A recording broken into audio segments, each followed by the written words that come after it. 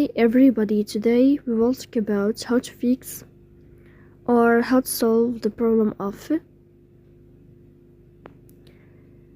Forcestop. On the application of TikTok, you will go to settings. Here you will click on apps, default apps, app settings. Then you will search about the application of TikTok as you see, and you will click.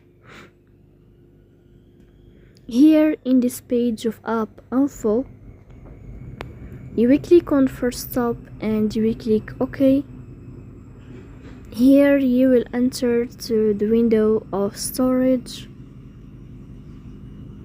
Then you will click on Clear Cache.